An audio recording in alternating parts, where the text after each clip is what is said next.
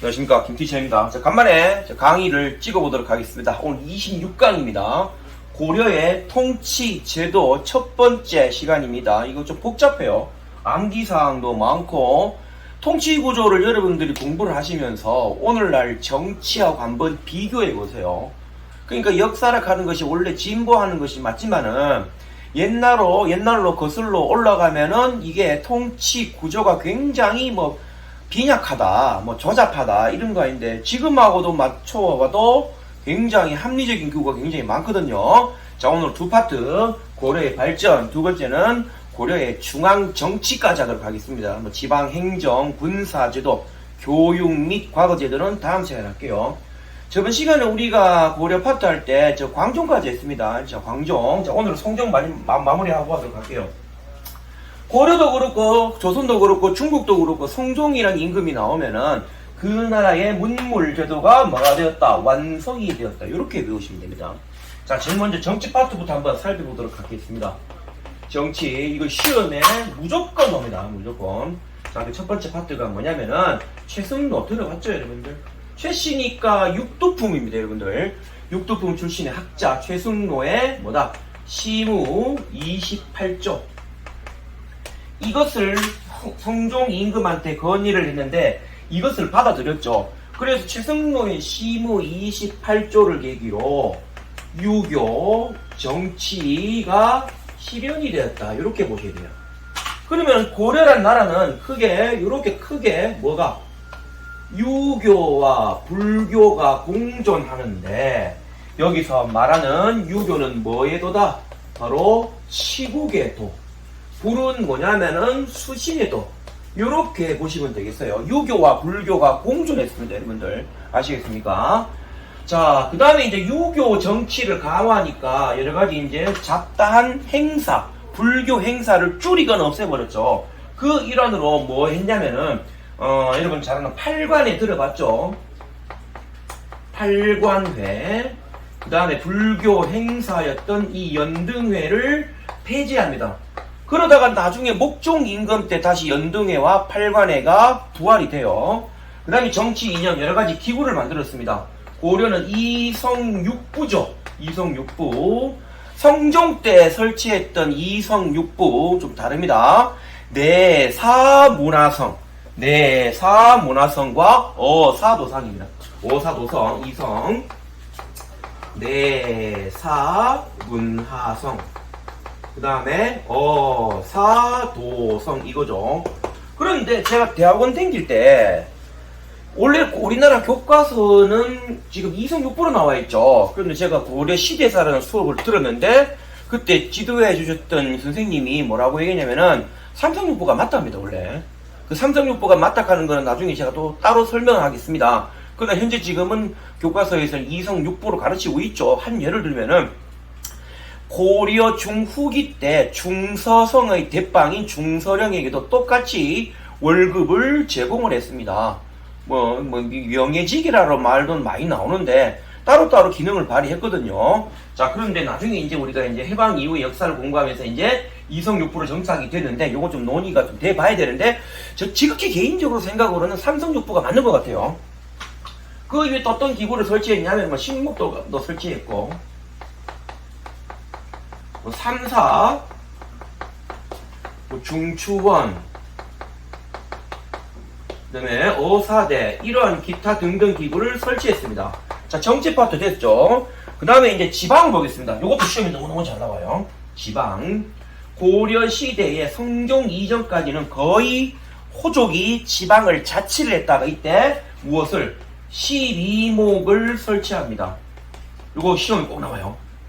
알겠습니까? 최승로의 시무 28조하고 12목을 묻는 것은 분명히 성종 임금이라고 하는 거.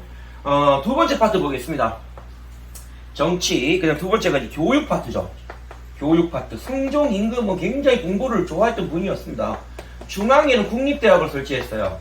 고려 때 국립대학을 뭐라고 얘기한다? 이걸 국자감이라고 그러다가 고려 말기 때 이게 성균관으로 바뀐다, 여러분들. 됐나? 그 다음에 이제 과거제를 정비했죠.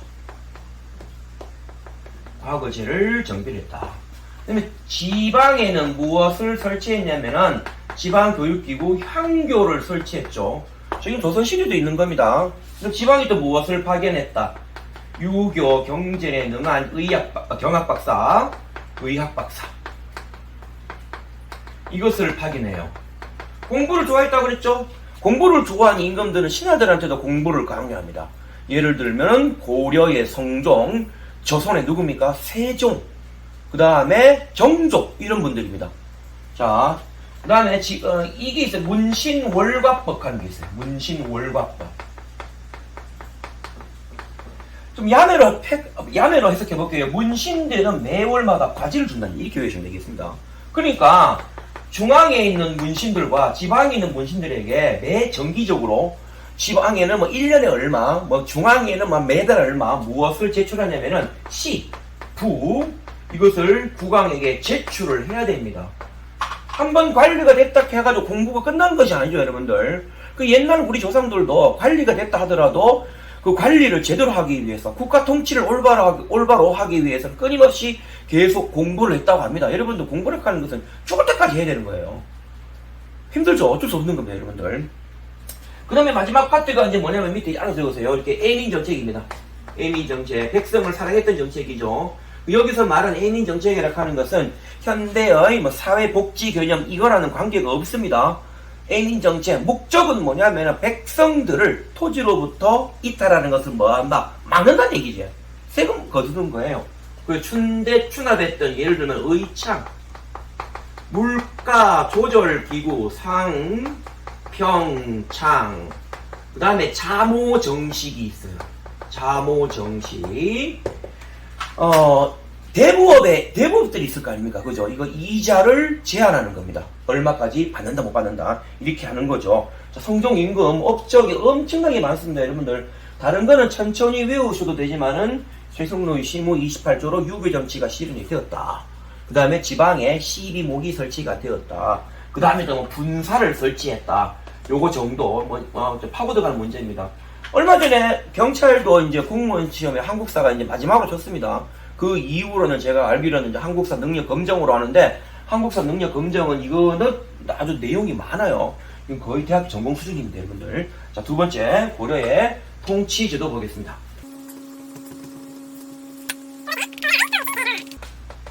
암기할 게 많아요. 첫 번째 파트가 뭐냐면 중앙행정. 고려의 중앙행정 특징은 처음에는 신라, 태봉의 제도를 썼다가, 예를 들면 뭐냐면 시중이라는 거 있죠. 그 다음에 광평소에 광치나라는 직업이 있어요. 광치나. 어떤 책에는 광치내라고 얘기하는데, 그 읽을 때부터 제가 이 나자가 이리 쓰거든요. 이게 나자를 읽어야 되냐, 내로 읽어야 되냐. 이것도 여러분들, 신라의 나물마리간이 있잖아요. 이게 내무랑우라고 나와 있잖아요. 근데 원래 말하는 게 나물왕이 맞습니다, 여러분들. 자, 시중 광치나. 그러다가 이제 어느 나라 제도를 받아들였냐면은 당나라 제도, 당송 제도를 도입을 하게 된 거예요. 자, 여기서 말하는 보죠. 당나라 제도는 뭐냐면은 삼성육부. 그러나 고려는 어떻게 이용했다? 이성육부로 이용했다 그랬죠. 그 다음에 어사대 요 정도. 송나라 제도는 뭐냐면은 중추원, 삼사 이거 있었죠. 그리고 여기에다가 플러스가 바로 뭐였냐면은 고려 독자적인 기구가 나왔다 하는 거. 이거 문제 나옵니다. 특히 이거는 한국사 능력 검정이 무지하게 잘 나와요. 수능에는 안 나옵니다. 수능 문제는 초등학교 5학년도 풀 수가 있는 아주 저급한 문제이기 때문에 그렇습니다. 저급했다고 또 풀에 불편도 또 얘기할 수 있는데 뭐. 자, 고려 독자기구는 어떤 기구가 있냐면은 여러분 잘 아는 도병마사, 그 다음에 있는 식목도감, 이러한 기구가 있습니다. 자, 오늘은 제일 먼저 이성육부부터 보겠습니다. 이성육부, 원래는 삼성육부라고 그랬지. 이것이 나중에 이제 현종 이후에 정착이 돼가지고 이성이 뭐냐면은 더 적어보겠습니다. 원래는 중서성, 상서성, 문화성인데 중서성과 문화성을 합쳐서 중서문화성이라고 그러고, 그죠? 그 다음에 어떤 기구가 있냐면 상서성이 있어요. 자, 중서문화성은 어떻게 구성이 되어 있느냐. 이 그림이 조금 그런데, 그지? 적어 쓰겠습니다. 삼각형 구조로 되어 있어요. 1품부터 9품까지가 있잖아. 여기서 이제 2품 이상을 제신이라고 얘기하고, 3품 이하를 낭사라고 얘기해요. 이렇게 구성이 되어 있습니다. 제신이라 하는 것은 뭐냐면은, 국가 정책을 의결, 심의를 해요. 알겠습니까? 낭사는 어떤 역할을 하고 있냐면 외우시기 바랍니다. 서경, 그 다음에 간쟁, 봉박, 이걸 하는 거죠. 국가 정책을 어떻게 실현을 따지는 겁니다. 타당한지 안 타당한지. 이렇게 되어 있습니다.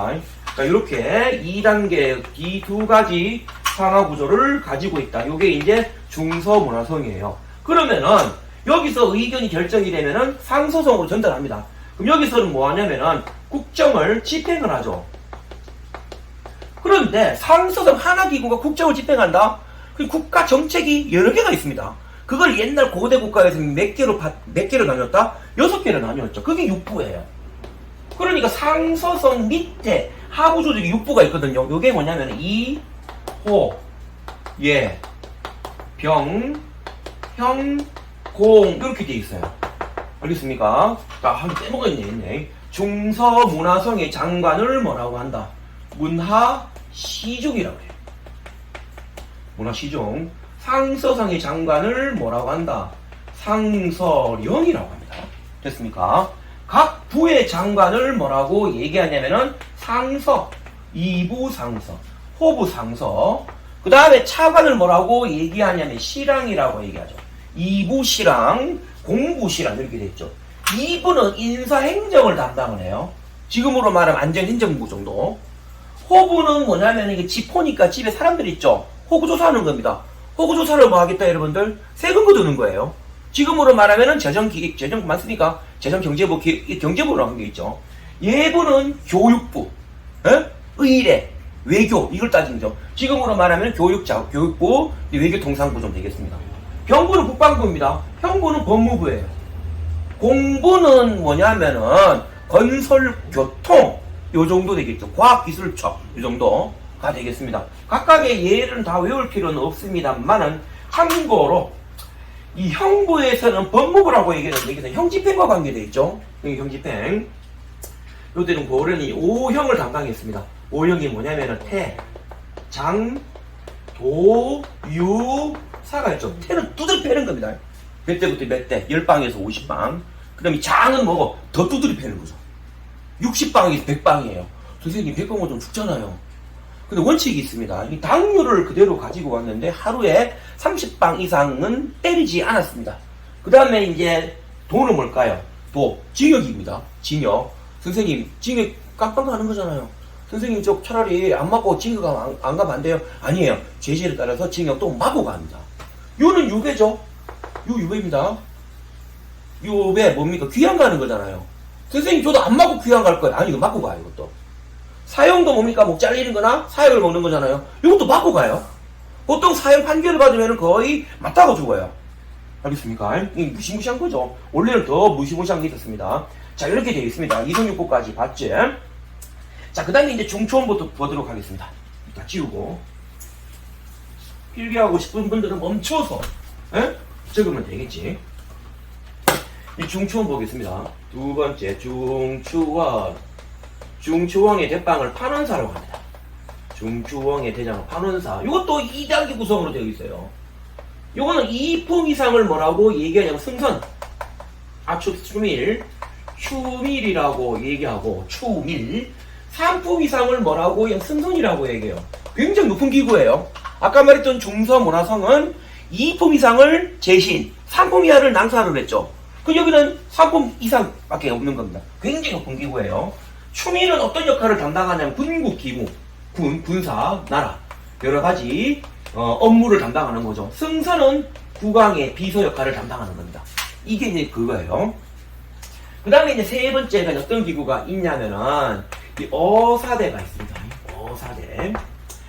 어사대라 하는 것은 뭐냐? 대빵 어사대부라고 해요. 감찰기구입니다. 관리감찰. 관리를 감찰한다든지 풍기를 단속하는 거. 뭘까요, 여러분들? 법무부 안에 검찰청 플러스 감사원 합친 거로 보시면 되겠어요, 여러분들. 이걸 가르쳐 우리가 어사대라고 얘기하죠. 따지는 관리 뭐가 있어요, 여러분들? 아까 말했는 거. 어사대 관원들이 있어. 여기에 누가 들어가게 되냐면은 중서 문화성의 낭사들이 여기 들어갑니다. 알겠습니까? 요렇게 들어가는 거죠. 어사대, 풍기단속. 요게 이제 어사대. 네 번째가 이제 뭐냐면 이제 도병만서예요. 별표. 오늘 수업한 것 중에서 가장 중요한 것 중에 한 개입니다. 특징은 뭐냐면 임시기구예요. 국가중대사를 논의합니다. 국가중대사를 논의하는 기구예요. 그럼 높은 관리가 뭐야 되겠죠? 어떻게 돼 있을까요? 아까 중서문화성에서 재신과 낭사 어느 것이 높았죠? 재신이 높았죠. 그 다음에 이제 중추원의 추밀과 성선 중에 누가 높아요? 둘 다 높지만 더 높은 거는 추밀이 높죠. 이 추신이 보입니다. 알겠습니까? 그래서 이 도병마사를 또 다른 말로 뭐라 그런다? 재신과 추신이 모였기 때문에 이걸 우리가 또 재추합좌기관이라고 얘기를 합니다. 임시기구라고 그랬죠. 그러다가 나중에 변화, 이것이 이제 충렬왕 때 도평의사사로 상설화되었다가 조선시대 정종 때 이것을 폐지하고 의정부로 바뀌었어요. 의정부. 제가 지금 이 도평의사사가 의정부로 바뀌었다 하는 것이 100% 맞는 건지는 모르겠는데 일단 교과서에는 그렇게 나오니까. 그 다음에 이제 다섯 번째가 이제 뭐냐면은 대간이 있어요. 국왕이 대간 너무너무 싫어합니다. 서경. 그 다음에 간쟁. 봉박을 하는 관리가 있어요.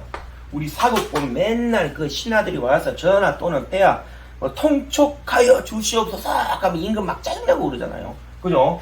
서경 법령 개표정을 따진다든지 관리 임명을 따져요. 지금 인사청문회 하는 거 있죠. 이거죠. 간쟁은 뭐냐면은 국왕의 잘못을 따지는 겁니다. 알겠어요? 임금 싫어합니다. 봉박은 뭐냐면은 잘못된 명령을 빠꾸시킨다. 저희 고등학교 때 이렇게 얘기했어요. 빠꾸시킨다. 되돌려 보내는 거. 그리고 대간도 어디에? 여기 들어가요. 어사대에. 그리고 이제 어사대가 이제 중서문화성의 낭사와 대간도를 구성이 되어서 이제 관리를 감찰한다든지 풍기를 단속한다. 이런 것들을 하는 겁니다. 되게 복잡하죠, 여러분들. 필기하시고 외우시면 충분히 이제 충분히 잘 외울 거라고 저는 생각을 합니다. 그 다음에 여섯 번째 기구가 뭐냐면은 이제 3사가 있어요. 3사. 근데 회계, 재정, 이것을 담당을 하는 겁니다. 그 다음에 이제 일곱 번째가 뭐냐면 식목도감. 요것도 이제 회의기구가 되겠죠. 자, 이상 고려의 통치제도 중에서 중앙행정까지 봤어요. 다음 시간에 물론 27강이나 근현대사를 하겠지만은 그 이후에 이제 또 다른 거 통치제도를 이제 하겠습니다만 좀 지방행정제도, 군사제도를 하겠습니다. 조금 난이도가 좀 쉽게 나갈 거예요. 이제 공무원 한국사전이 쉽게 낸다고 얘기했으니까 너무 파고 들어가는 것은 좀 무리지 않겠는가. 오늘 수업 여기까지 할게요. 민수 오늘 자대 후반기 교육관리합니다. 오늘 수업 여기까지 할게요.